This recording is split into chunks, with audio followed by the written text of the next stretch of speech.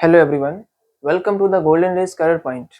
आज की क्लास में यूपी टीजीटी और पीजीटी के एग्जाम्स में प्रीवियस ईयर्स में जो ग्रामर के क्वेश्चंस पूछे गए हैं उसके लिए प्रैक्टिस सेट नंबर 11 सॉल्व करेंगे। और आज के प्रैक्टिस सेट में टोटल 20 क्वेश्चंस को सॉल्व करेंगे और ये सारे क्वेश्चंस जो है वो करेक्ट सेंटेंस को फाइंड आउट करने पर बेस्ड है।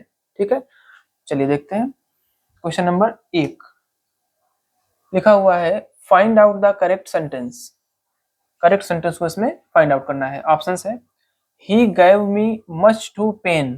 ठीक है, अब देखिए जो एरर है वो भी देखते चलेंगे साथ में ही। इस सेंटेंस में he gave me much too pain, अब देखिए यहाँ पर ये जो लिखा हुआ है मच टू, ये गलत लिखा हुआ है। क्या होना चाहिए था, यहाँ पे होना चाहिए था टू मच। ठीक है, तब ये सही था। चलिए नेक्स्ट सेंटेंस, आई शैल गो जस्ट नाउ। अब इसमें देखिए आई वी के साथ में जनरली क्या आता है, आई और वी के साथ में शैल हेल्पिंग वर्ब का प्रयोग करते हैं। यहाँ तक तो सही है, लेकिन अगर इस सेंटेंस को आगे देखेंगे, I shall go just now. Just now का मतलब क्या हो गया, कह रहा है कि मतलब जरूर अनिवार्य रूप से मैं अभी जाऊंगा। तो जब कभी अनिवार्यता, बाध्यता, दृढ़ संकल्प, मजबूरी, अगर ऐसी कोई कंडीशन आती है तो ये हेल्पिंग वर्ब बदल जाती है। इस कंडीशन में आई और वी के साथ में विल का यूज होता है, बाकी सब्जेक्ट के साथ में शैल का यूज होता है। ठीक है, तो यहाँ पर शैल की जगह पर क्या होना चाहिए था, विल होना चाहिए था। चलिए next sentence, he always gets success since he hardly works।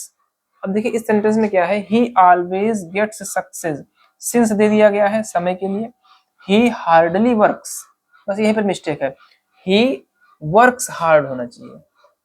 ठीक है, मतलब क्या हुआ इसका, he always gets success, वह हमेशा से सफल, वह सदैव सफलता प्राप्त करता है। कब से, जब से उसने कठिन परिश्रम किया है। ठीक है, तो कठिन परिश्रम के लिए वर्क्स हार्ड होना चाहिए, हार्डली नहीं, एडवर्ब नहीं लगाएंगे यहाँ पे। चलिए नेक्स्ट देखते हैं। ऑप्शन नंबर डी में, I shall be only too glad to see you. अब इस सेंटेंस में कोई एरर नहीं है, I shall be only too glad. अब देखिए यहाँ पर ओनली और टू इस शब्द का यूज किया गया, तो इसका मतलब अत्यधिक, कह रहा कि मैं अत्यधिक प्रसन्न होता हूँ आपको देख करके।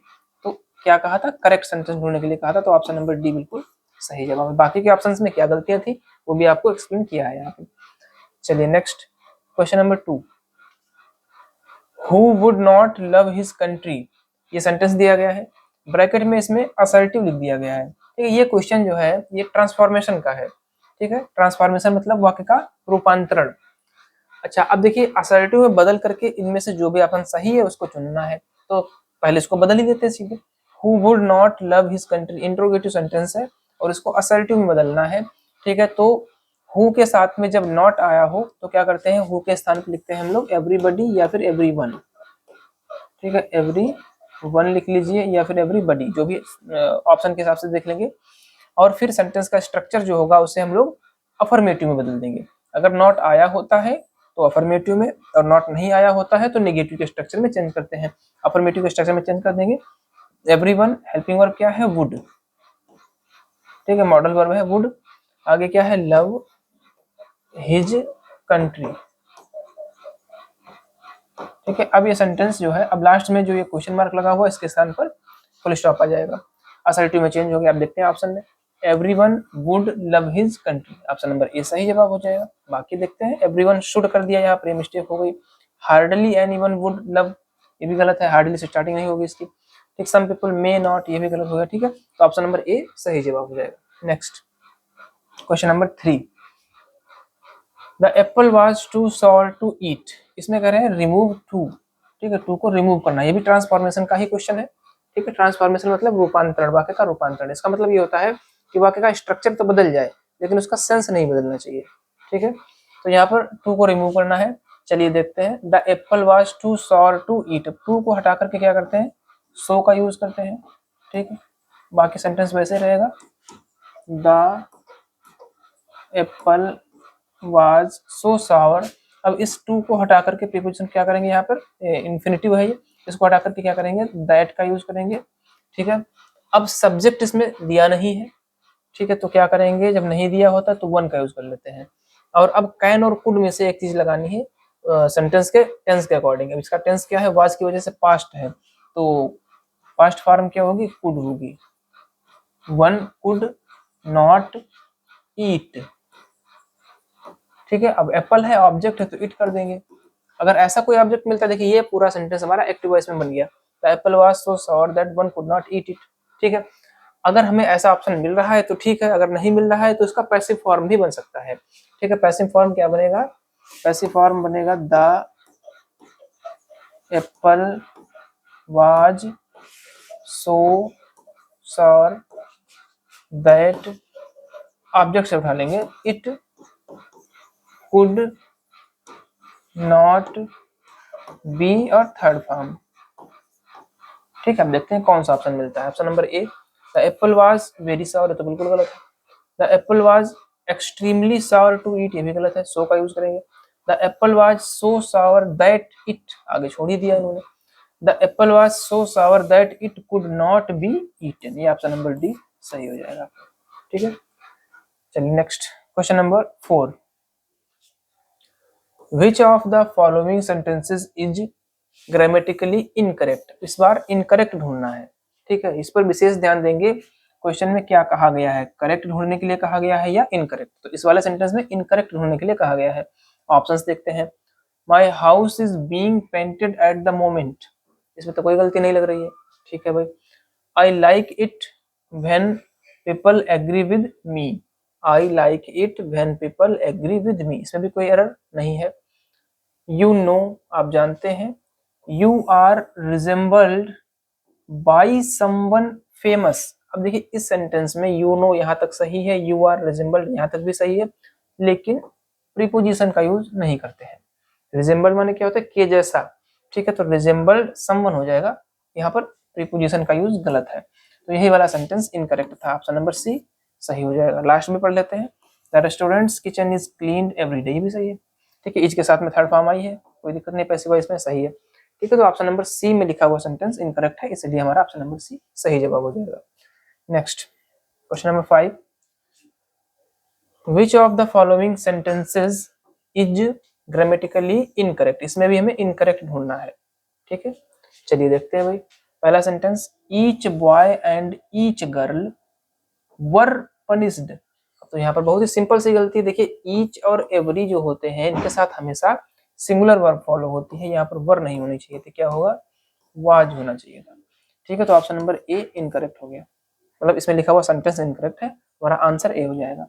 बाकी सारे सेंटेंस देख लेते हैं। Statistics is a difficult subject है, सब्जेक्ट है, सिंगुलर वर्ब है, कोई दिक्कत नहीं है, सब्जेक्ट का नाम है स्टैटिस्टिक्स। ठीक है, the captain of the players, अब देखिए किसके बारे में बात हो रही है, the captain of the player के बारे में बात हो रही है, इस वजह से यहाँ पर हैज का यूज भी बिल्कुल सही है। A great number of people have come, अब देखिए यहाँ पर प्लूरल है, इस वजह से हैव का यूज सही है, तो ऑप्शन नंबर ए हमारा सही जवाब हो जाएगा। Next sentence number 6, which of the following sentences is correct. अब की बार देखेंगे इसमें क्या है, करेक्ट सेंटेंस ढूंढने के लिए कहा गया। ठीक है, इनकरेक्ट नहीं। चलिए देखते हैं भाई करेक्ट कौन सा है। At last I have been solving the problem. At last I have been solving the problem. अब देखिए इसमें तो पूरी गलती ही गलती है सब। At last माने अंततः, अंत में I have been solving, यहाँ पर देखिए क्या है, परफेक्ट कंटिन्यूस का यूज कर दिया है, ये गलत हो जाएगा। क्या होना चाहिए था यहाँ पर, at last I have, ठीक, I have तक सही है, been नहीं लगेगा, और have के साथ में थर्ड फॉर्म solved, तब तो सही था। इसमें देखते हैं, तो मतलब इसमें गलती थी, हमारा नहीं आंसर नहीं होगा। ठीक है, next, Jack has been trying to get his book, ठीक है भाई यहाँ तक तो सही है, अभी अगर समय दिया है तो। पब्लिश्ड फॉर एजेस, देखिए यहाँ तक सही है, Jack has been trying to get his book published for ages, perfect continuous है, सही है। But so far no one has said yes, लेकिन किसी ने हाँ नहीं कहा, इसमें तो कोई गलती नहीं है, तो करेक्ट सेंटेंस हमारा ऑप्शन नंबर बी हो जाएगा। आगे देख लेते हैं बाकी सेंटेंसेस को। My friend has been buying a new car, it looks great, अब देखिए कार के बारे में बात हो रही है, इट लुक्स ग्रेट या अच्छी दिखती है। My friend has been buying a new car, यहाँ पर परफेक्ट कंटिन्यूअस नहीं, माई फ्रेंड हैज बॉट, ठीक, बीन हट जाएगा, बाइंग हट जाएगा, क्या होना चाहिए, थर्ड फॉर्म होना चाहिए। माई friend has bought a new car, मेरे दोस्त ने एक नई कार खरीदी है, इट लुक्स ग्रेट, ये अच्छी दिखती है। ठीक है, तो इसमें भी एरर था। लास्ट वाला option, I have never been understanding maths, देखिए यहाँ पर आई हैव नेवर बीन का यूज गलत है, क्या होना चाहिए था इंडेफिनिट में, आई नेवर, ठीक है, आई नेवर अंडरस्टैंड मैथ्स, ठीक है। तो इसमें भी एरर था, इस इन ऑप्शंस के अकॉर्डिंग हमारा ऑप्शन नंबर बी सही है, इसमें कोई एरर नहीं थी, ठीक है, करेक्ट सेंटेंस था। चलिए next question number 7, which of the following sentences are grammatically incorrect. अच्छा, इसमें से देखना है कौन से सेंटेंस, एक से ज्यादा भी हो सकते हैं, ग्रामेटिकली इनकरेक्ट ढूंढने हैं, इस बार क्या है इनकरेक्ट, गलत ढूंढना है। Do you play the cricket at school, अब देखिए सेंटेंस को पढ़िए, क्या इसमें कोई एरर है, do you play the cricket at school और क्वेश्चन मार्क, ठीक है भाई, इंट्रोगेटिव का जो स्ट्रक्चर है वो फॉलो हो रहा है, डू यू प्ले द, हाँ यहाँ पर देखेंगे खेल का नाम है क्रिकेट, ठीक है, गेम्स के नाम के पहले क्या आर्टिकल का यूज सामान्यतः नहीं होता है, लेकिन किसी विशेष परिस्थिति में हो सकता है। Do you play the cricket at school, लेकिन यहाँ पर जो प्रीपोजिशन लिखा है एट पर, ये नहीं होगा, स्कूल में है ना, तो इन होना चाहिए था, ठीक है, तो ये वाला हमारा इनकरेक्ट है। चलिए भाई, सेंटेंस नंबर 1 इनकरेक्ट है, ठीक, बाकी देखते हैं। She has danced for 2 hours last night, अब देखिए यहाँ पर she has danced for 2 hours, पहली बात तो यहाँ पर, चलिए ठीक है कोई दिक्कत नहीं, उसने लास्ट, यहाँ पर देखिए लास्ट नाइट है, लास्ट नाइट मतलब क्या है, बीती हुई रात, और यहाँ पर हेल्पिंग वर्ब यूज कर रहे हैं प्रेजेंट की, ठीक है, तो इसमें भी एरर हो गया, क्या होना चाहिए था, सी हैड कर देंगे, हैड बीन ना करिए कोई दिक्कत नहीं, सी हैड डांस्ड, उसने डांस किया 2 घंटे तक, ठीक है, कब किया, लास्ट में, तब तो सही था ये, तो सेंटेंस नंबर 2 में भी एरर है, ठीक है। नेक्स्ट पढ़ते हैं, ही गैव हिज ब्रदर अ टाइपराइटर, उसने अपने भाई को एक टाइपराइटर दिया, इसमें तो कोई एरर नहीं है, सेकंड फॉर्म लगा हुआ है, बिल्कुल सही है। चौथा sentence, she is the smartest girl in our class, अब देखिए यहाँ पर सी के साथ में सिंगुलर वर्ब सही है, ये सुपरलेटिव डिग्री लिखी हुई है स्मार्टेस्ट, उसके पहले द का यूज बिल्कुल सही है, ठीक है। चलिए तो कौन कौन से गलत निकले, सेंटेंस नंबर 1 और 2, ऑप्शन में देखते हैं, ऑप्शन नंबर ए में क्या है, सेंटेंस 1 एंड 2, यही वाला हमारा सही आंसर हो जाएगा, ठीक है। चलिए next question number 8, which of the following sentences is incorrect, इसमें भी देखना है कौन सा या फिर कौन से सेंटेंस गलत है। पहला पढ़ते हैं भाई, इनकरेक्ट, इसमें भी देखना है, ठीक है, ध्यान रखेंगे, इस बात पर विशेष ध्यान देंगे, करेक्ट ढूंढवा रहे हैं या फिर incorrect. Option number A, it is I who want it, it is I who want it, सही है, ठीक है, या मैं ही हूँ जो वांट इट, इसे चाहता हूँ, ठीक है, कोई दिक्कत नहीं। You and Ram have done your duty, तुमने और राम ने अपना ड्यूटी पूरा कर लिया, ठीक है भाई, बहुवचन है, एंड से जुड़े 2 सब्जेक्ट है, प्लूरल वर्ब है, कोई दिक्कत नहीं है। It is a case of most extreme poverty, अब देखिए it is a case of most extreme, यहाँ पर गलती मिल गई, मोस्ट और एक्सट्रीम, ठीक, एक साथ नहीं यूज होंगे, एक्सट्रीम का मतलब भी होता है बहुत ज्यादा, अत्यधिक, मोस्ट का मतलब भी होता है ज्यादा, ठीक है, तो यूज किसका होना चाहिए, it is a case of extreme poverty, most का यूज नहीं करेंगे, ठीक है, एक्सट्रीम माने अत्यधिक गरीबी का, तो यहीं पर ये हमारा ऑप्शन नंबर सी सही जवाब हो जाएगा। He has sold all his furniture, भी सही, कोई दिक्कत नहीं है, तो ऑप्शन नंबर सी में लिखा हुआ सेंटेंस इनकरेक्ट है, तो इस प्रकार से ऑप्शन नंबर सी हमारा सही आंसर हो जाएगा। Next question number 9, which is the incorrect sentence, इसमें भी इनकरेक्ट ढूंढना है भाई, ठीक है, इनकरेक्ट ढूंढना है। पहला option, you have 20 rupees, you have 20 rupees, सही है, कोई मिस्टेक नहीं है इसमें। आई हैव 2, ठीक है, गिनती दे रखी है, 10 रुपी नोट्स, ये भी सही है, इसमें भी कोई एरर नहीं है, ठीक है भाई, नोटों की संख्या कितनी है, 2 है, इस वजह से नोट्स कर दिया, कोई दिक्कत नहीं। सी ऑप्शन देखेंगे, India can not accept the 2 nations theory, अब देखिए इसमें क्या है, India can not accept the 2 nations theory, nations theory नहीं होता है, क्या होता है, 2 नेशन थ्योरी होता है, इसकी जगह पर क्या होना चाहिए था, नेशन थ्योरी, ठीक है, नेशंस नहीं होता, नेशन थ्योरी होता है, तो इनकरेक्ट सेंटेंस हमने फाइंड आउट कर लिया, ऑप्शन नंबर सी हो जाएगा। चलिए next question number 10, which of the following expressions is correct, ठीक है, देखते हैं कौन सा एक्सप्रेशन सही है, यहाँ पर करेक्ट ढूंढने के लिए कहा है। ऑप्शन नंबर ए योर्स सिंसियरली। अच्छा ये लेटर वगैरह में लास्ट में लिखा जाता है, ठीक है, तो योर्स सिंसियरली ऑप्शन नंबर ए क्या पूछा इन्होंने, करेक्ट पूछा है। योर्स बिल्कुल ऐसे ही लिखा जाता है, बिल्कुल सही तरीका है, ठीक है, बाकी सारे तरीके जो है वो गलत है। चलिए next question number 11, the police kill you if you try to run away. ठीक है, अब देखिए इस सेंटेंस में जो ब्रैकेट में वर्ब दे रखी है इनका सही यूज आपको ढूंढना है, किस सेंटेंस में सही यूज हुआ है, ठीक है। चलिए देखते हैं, पहले तो सेंटेंस को देखेंगे, the police kill you if you try to run away. कैसा सेंटेंस है ये एक कंडीशनल सेंटेंस है, ठीक है। अब कंडीशंस को देखेंगे, the police kill you, police आपको मार देगी, if you try to run away, अगर आप भागने की कोशिश करते हैं। अब देखिए ऐसी कंडीशन में क्या करते हैं हम लोग, जो हमारा इफ क्लॉज होता है, ठीक है, इफ क्लॉज जो होता है मतलब शर्त वाला जो होता है वो रहता है किसमें, प्रेजेंट इंडेफिनिट में, और जो हमारा मेन क्लॉज होता है, ठीक है, वो रहता है फ्यूचर इंडेफिनिट में। चलिए अब देखते हैं इसके अकॉर्डिंग बन जाएगा, क्या बनना चाहिए, the police will kill you if you try to run away, ठीक है, the police will, helping verb will और आना चाहिए यहाँ पर, बाकी सब सही है, ठीक है, फ्यूचर इंडेफिनिट की वजह से क्या आना चाहिए, विल आना चाहिए। चलिए ऑप्शन देखते हैं, पहला ऑप्शन क्या है, the police kills you if you try to run away, गलत हो गया, ठीक है, मेन क्लॉज को प्रेजेंट में नहीं करना है, इफ क्लॉज को करना है। The police will kill you if you try to run away, option number B सही हो गया, ठीक है, इसमें करेक्टली यूज किया गया वर्ब्स को। चलिए नेक्स्ट सेंटेंस नंबर 12,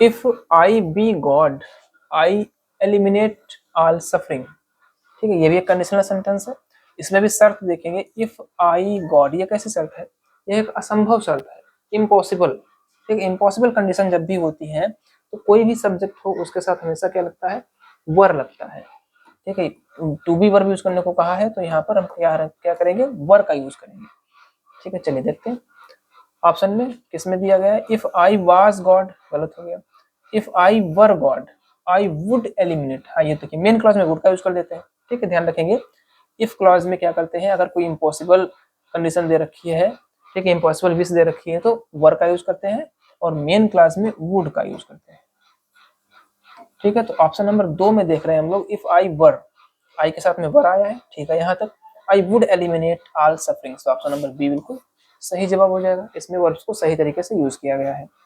चलिए next sentence number 13, I wish that you be right. ठीक, अब देखिए इसमें क्या है, इसमें विश इच्छा है, ठीक है, इसमें भी इच्छा का जिक्र किया गया है, और जब भी इच्छा चाहे वो मुश्किल हो चाहे काल्पनिक हो, कैसी भी इच्छा अगर है तो किसका यूज करते हैं, वर का, ठीक। अब किसमें करेंगे, जिसमें इच्छा बताई गई हो, आई wish that you were right, यहाँ पर देखिए ये जो है टू बी का यहाँ पर यूज करना है ना, तो यहाँ पर वर का यूज करेंगे, ठीक है। ऑप्शन देखते हैं, ये जो लिखा हुआ है यहाँ पर वर का यूज नहीं होगा, ठीक है, जहां पर इच्छा बताई गई है तो वहां पर होगा, तो इच्छा तो यहाँ पे बताई गई ना कि आप सही होते, ठीक, I wish that you were right, option देखेंगे, आई विश गलत हो गया, I wish that you were right, option number B सही आंसर हो जाएगा। चलिए next sentence number 14, which of the following is the correctly edited sentence, कौन सा सेंटेंस हमारा करेक्ट है, ठीक है, करेक्ट वाला ढूंढना है। We decorated in white the kitchen last year. अब देखिए यहाँ पर इस सेंटेंस में अगर देखें तो ये सब्जेक्ट हो गया, ये वर्ब हो गया, इसके बाद क्या आना चाहिए, अगर ये हमारा अफर्मेटिव सेंटेंस है तो क्या आना चाहिए, सब्जेक्ट और वर्ब के बाद में ऑब्जेक्ट आना चाहिए ना, तो ऑब्जेक्ट पहले आना चाहिए, किचन पहले आता है, तो ये गलत हो गया, हमारा करेक्ट ढूंढना है। वी डेकोरेटेड द किचन, ये देखो सही है, सब्जेक्ट है, वर्ब है, ऑब्जेक्ट है, इन व्हाइट कॉम्प्लीमेंट है, ठीक है, लास्ट ईयर, तो ऑप्शन नंबर बी बिल्कुल सही जवाब हो जाएगा। चलिए next sentence number 15, which is the correct sentence in the superlative degree, ठीक है, दिए गए ऑप्शंस में से कौन सा सेंटेंस सुपरलेटिव डिग्री में करेक्ट लिखा हुआ है। चलिए देखते हैं options, the Taj Mahal is the most beautiful building in the world. अब देखिए इसमें ये एडजेक्टिव हो गया हमारा ब्यूटीफुल, ठीक है, ब्यूटीफुल कैसा एडजेक्टिव है ये, इसको बोलते हैं जब तो वर्ड कैसा है, डबल सिलेबल है, और डबल सिलेबल से पहले अगर हमें सुपरलेटिव बनाना होता है तो किसका यूज करते हैं, मोस्ट का यूज, ये भी सही है। और सुपरलेटिव डिग्री के पहले आर्टिकल द का यूज करते हैं, ये भी सही है। तो यहाँ पर तो बिल्कुल सही लिखा हुआ sentence, the Taj Mahal is the most beautiful building in the world. Option number ए बिल्कुल सही जवाब हो जाएगा सुपरलेटिव में। ठीक है, चलिए बाकी देख लेते हैं ऑप्शंस को। No other building is as beautiful as, as का यूज किसमें करते हैं? पॉजिटिव सेंटेंस में, पॉजिटिव डिग्री में। ठीक है, पॉजिटिव डिग्री के सेंटेंस में। ऑप्शन नंबर सी में देखेंगे, the Taj Mahal is a beautiful building, ये पॉजिटिव डिग्री है ये भी। The Taj Mahal is more beautiful, देखिए मोर का यूज कंपैरेटिव में करते हैं, तो ऑप्शन नंबर ए बिल्कुल सही जवाब है, इसमें लिखा हुआ सेंटेंस सुपरलेटिव डिग्री में है। चलिए next, sentence number 16, which is the correct sentence in the comparative degree. ठीक है, पिछले सेंटेंस में सुपरलेटिव, इसमें किसमें हमको देखना है? कंपैरेटिव में। देखिए कंपैरेटिव डिग्री में पढ़ते हैं option, of the two languages I am learning I find English the easiest. अब देखिए यहाँ पर ईएसटी का यूज कर दिया गया, द का यूज कर दिया गया, तो ये तो सुपरलेटिव में हो गया। ठीक है, हमें कौन सा ढूंढना है? कंपैरेटिव। बी ऑप्शन देखते हैं, of the two languages I am learning I find English easy. अब देखिए यहाँ पर क्या है? ये पॉजिटिव डिग्री है। Next, of the two languages I am learning I find English the easier one. अब यहाँ पर सही है, देखिए ये कॉम्परेटिव डिग्री है। ठीक है, इजियर वन, यहाँ पर दो लैंग्वेजेस हैं, देखिए टू का यूज हुआ।